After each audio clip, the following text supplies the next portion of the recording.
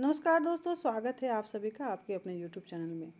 मैं आज आप लोगों को झारखंड लोक सेवा आयोग की विज्ञापन संख्या 4/2025 के तहत परियोजना प्रबंधक की जो वैकेंसी आई है उसके बारे में जानकारी देने वाली हूँ। मेरे द्वारा ऑलरेडी बीपीएससी के 2020 में और 2025 में जो आने वाली वैकेंसी है उससे संबंधित गाइडेंस प्रोवाइड किया जा रहा है। झारखंड लोक सेवा आयोग के द्वारा भी ये पहली बार, फिलहाल के अगर कहें तो ये पहली बार वैकेंसी आ रही। लास्ट के बहुत सारे सालों से ये वैकेंसी नहीं आई थी और नंबर ऑफ पोस्ट भी देखेंगे तो काफ़ी कम है।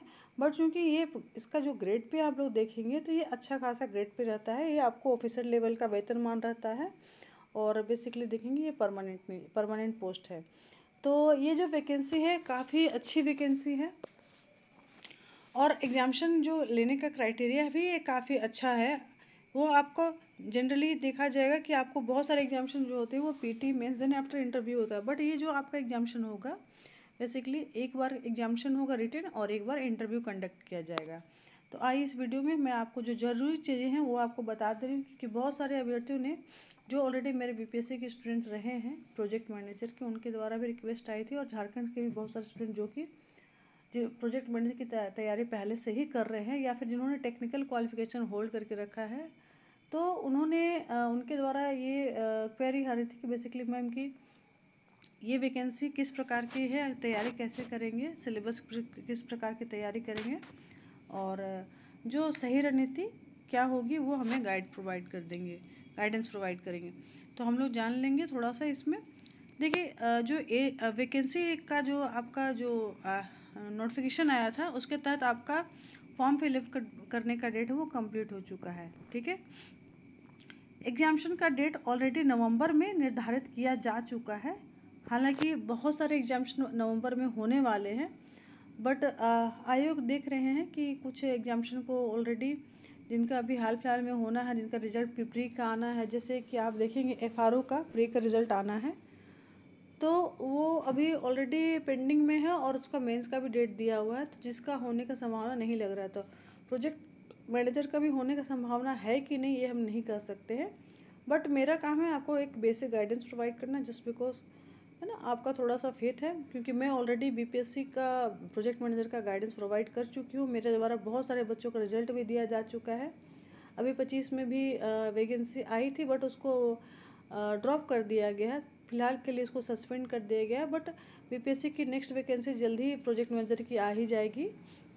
उसमें पोस्ट की संख्या उसमें भी काफ़ी कम है, लेकिन फिर भी है ना आपके लिए एक पोस्ट काफ़ी है। आपको अगर नौकरी चाहिए तो आपके लिए फ़िलहाल तो एक ही पोस्ट काफ़ी होता है, जो अभ्यर्थी काफ़ी तैयारी कर रहे हैं। तो चलिए हम लोग जानेंगे चीज़ों को। देखिए इसमें नंबर ऑफ पोस्ट जो है वो 30 है ना। 30 पोस्ट के लिए ही वैकेंसी आई है। वेतनमान मैंने बता ही दिया, 9300 से 34,800 बेसिकली एक ऑफिसर लेवल का वेतनमान रहेगा। परमानेंट पोस्ट की वैकेंसी है और प्रोविजन पीरियड आपका 2 साल का रहेगा। एजुकेशनल क्वालिफिकेशन को देख लेते हैं। एजुकेशन क्वालिफिकेशन क्या है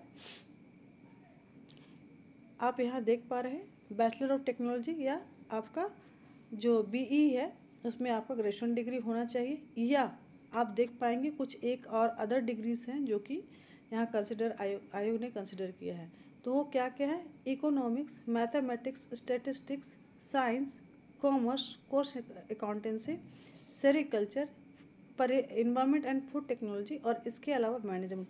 इनमें से किसी भी एक आपका सब्जेक्ट के साथ में किसी मान्यता प्राप्त विश्वविद्यालय या महाविद्यालय से ग्रेजुएशन की डिग्री होनी चाहिए। तो ये आपका क्वालिफिकेशन हो गया।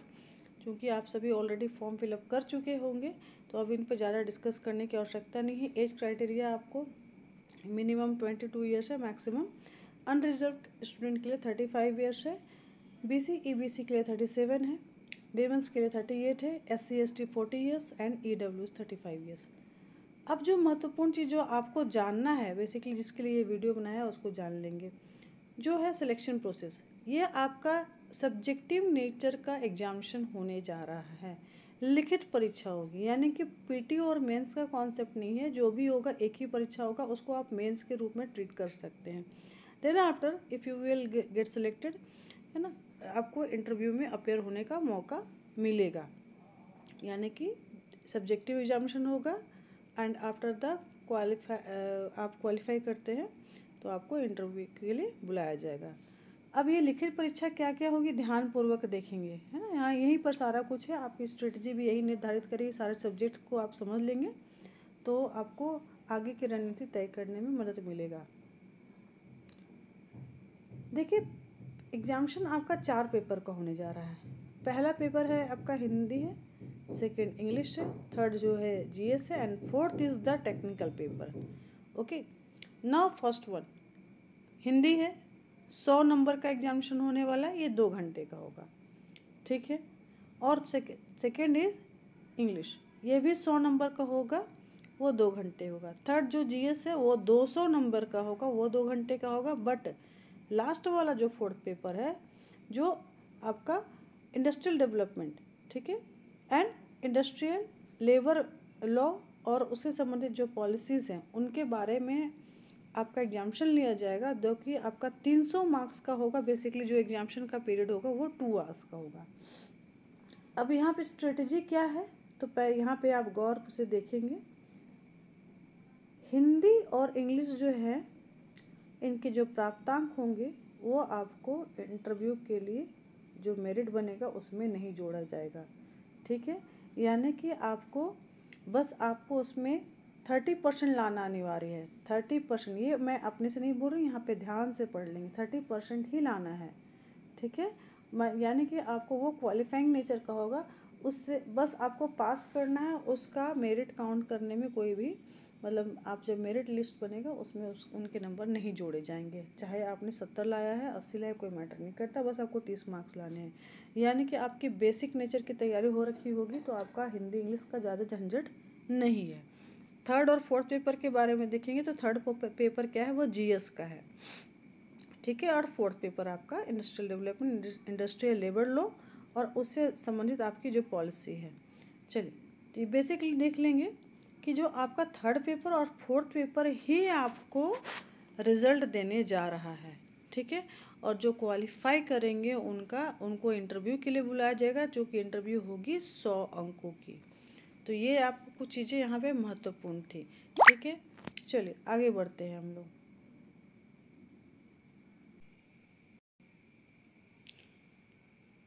अब देखिए, यहाँ पर जो न्यूनतम अर्हतांक है वो दिया हुआ है, तो इसको हम लोग जानने समझने से बेटर है कि क्योंकि आपको यहाँ पे बस इसको थोड़ा सा पढ़ लेना है ना। ये बेसिक जो हर एग्जामिनेशन के लिए क्राइटेरिया फिक्स किया हुआ है, eligibility criteria, basically qualifying criteria, वो वही चीज़ दिया हुआ है। अब हम लोग देखेंगे पाठ्यक्रम। हिंदी और इंग्लिश का जो पाठ्यक्रम है, सिलेबस है, जिसको समझने के लिए समझाने के लिए ये वीडियो है, वो आपका बस क्वालिफाइंग नेचर का रहेगा और वो मैट्रिकुलेशन लेवल के रहेंगे। मतलब बहुत आसान सी चीज़ें ही होंगी जो कि आपको पढ़नी है। तो अब इसमें मैं अगर हिंदी की ही बात करूं, ठीक है, एक तो पैसेज हो जाएगा, है ना, जो कि आपको एक बेसिकली एक पैराग्राफ रहेगा, उसमें से कुछ प्रश्न आ सकते हैं। संज्ञा सर्वनाम यानी कि ग्रामर पोर्शन हो सकते हैं। कुछ अदर इम्पोर्टेंट चीज़ जिससे आपका लगे कि आपको हिंदी की जानकारी कमोबेश है, बस उससे संबंधित ही प्रश्न होंगे। और इंग्लिश में भी इसी टाइप के होंगे, पैसेज हो सकते हैं और ग्रामर रिलेटेड हो सकते हैं। जीएस पे आते हैं। जीएस जो है आपको जो अदर एग्जामिनेशन होते हैं जीएस के, जेपीएससी का ही आप ले लो, है ना, और जेएसएससी का ले लो, तो जीएस के अलावा आप देखते हैं उसमें रीजनिंग और मैथमेटिक्स आते हैं। इसके अलावा करंट अफेयर्स आता है। अब इसमें जीएस में कौन कौन से टॉपिक्स होंगे, तो झारखंड का जीके आएगा, झारखंड करंट अफेयर्स भी आएगा, उस तरह से भारत का राज्य व्यवस्था आएगा, भारत का इतिहास होगा, भारत का भूगोल और कला होगा, भारतीय अर्थव्यवस्था होगी। करंट अफेयर्स झारखंड और नेशनल और इंटरनेशनल तीनों ही लेवल के होंगे। इसके अलावा रीजनिंग और एनवायरनमेंट एंड क्लाइमेट चेंज, यानी कि इतने सारे टॉपिक्स को कवर करके जाना है फॉर द पेपर थर्ड। और इसके बाद जो आपके लिए जो टफ जो पोर्शन है वो मैं आपको बताने जा रही हूँ, ध्यानपूर्वक देखेंगे।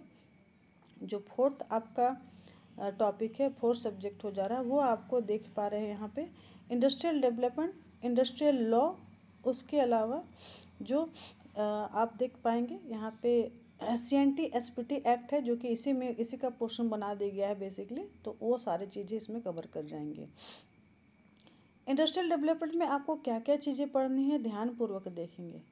पहले तो आपको इंडस्ट्रियल पॉलिसी पढ़नी है और ना सिर्फ इसमें इंडिया के कंटेक्स्ट में बल्कि आपको भारत के झारखंड के कंटेक्स्ट में भी आपको इंडस्ट्रियल पॉलिसी को बहुत डीपली पढ़ना है, क्योंकि मैं फिर से बता दे रही हूँ, एग्जामिनेशन ऑब्जेक्टिव नेचर का नहीं है, ये सब्जेक्टिव डिस्क्रिप्टिव नेचर का है।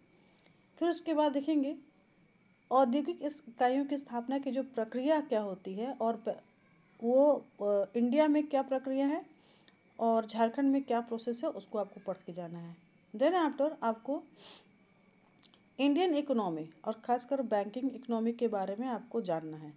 इंडस्ट्रियल जो आपको प्रॉब्लम्स हैं और उनके लिए क्या सॉल्यूशंस हैं वो आपको पढ़ना है। और जो भी ऐसे इंडस्ट्रीज़ हैं जो कि बेसिकली डेड इंडस्ट्री हैं या कह सकते हैं सिक इंडस्ट्रीज़ है, उनको कैसे पूरा जीवन कर सकते हैं, दोबारा उनको स्टार्ट कैसे कर सकते हैं, तो इन सब चीज़ों के बारे में आपको इंडस्ट्रियल डेवलपमेंट टॉपिक जो कि आपका पेपर 4 होगा उसमें पढ़ना है। और ये इतना ही नहीं है, इसके बाद क्या पढ़ना है आपको ध्यानपूर्वक देखेंगे। इसी में आगे हम बढ़ेंगे तो हम लोग पढ़ेंगे क्या, industrial development and regulation act 1951 और संशोधन के साथ में मतलब अभी क्या चीज़ें संशोधित होकर के अभी प्रेजेंट फॉर्मेट इसका क्या है उसको आपको पढ़ना है। कंपनीज एक्ट 2013 पढ़ना है अमेंडमेंट के साथ में। इसके बाद रुक औद्योगिक कंपनी, इसके भी जो अधिनियम है वो सारे पढ़ लेना है। 1985 से लेकर के अभी तक जो भी है कुछ चीज़ें इसमें अमेंड की गई सब पढ़ना है। फैक्ट्रीज एक्ट 1948 पढ़ना है। उसके बाद इसके अलावा इंडस्ट्रियल डिस्प्यूट एक्ट औद्योगिक विवाद अधिनियम पढ़ना है ना। Right to fair compensation and transparency in land acquisition rehabilitation and resettlement act 2013 पढ़ना है। उसके बाद आप और आगे बढ़ते हो तो आप थोड़ी सी चीज़ें इसमें झारखंड के कंटेक्स्ट में पढ़नी है, like CNT act, Chota Nagpur tenancy act 1908, SPT act, Santhal Parganas tenancy supplementary provision act 1949, Jharkhand panchayati Rajya act 2001 and panchayat extension to the schedule area act 1996। ये बहुत सारे टॉपिक्स ऐसे हैं जो कि आपको है ना काफ़ी डिटेल्स वे में पढ़ने हैं। और इसमें से देखेंगे तो आप कुछ पोर्शन जो हैं वो बेसिकली लॉ वाले हैं, ठीक है, मीन्स विधि अधिनियम, उन सब चीज़ों को बहुत अच्छे तरीके से पढ़ लेना है। क्योंकि आप यहाँ देख पाते हैं कि कुछ एक पोर्शन जो हैं वो आपको झारखंड के अभ्यर्थियों के अलावा बाहर के अभ्यर्थियों के पास इसमें इन कंटेक्स्ट का कोई बहुत ज़्यादा रिच नहीं है, तो इसमें झारखंड के अभ्यर्थी थोड़ा बहुत लीड लेना चाहें तो ले सकते हैं, बट हाँ आपको डिटेल स्टडी करनी होगी। मैं एक चीज़ यहाँ कहना चाहूँगी कि वैसे अभ्यर्थी जो कि BE BTech करके रखे हैं, जिनको इन सब चीज़ों के बारे में बहुत ज़्यादा जानकारी नहीं है, थोड़ा सा उनके लिए हो सकता है ये टफ हो, बट अगर चाहेंगे तो थोड़ा सा तैयारी अच्छे से करेंगे तो आराम से हो जाएगा।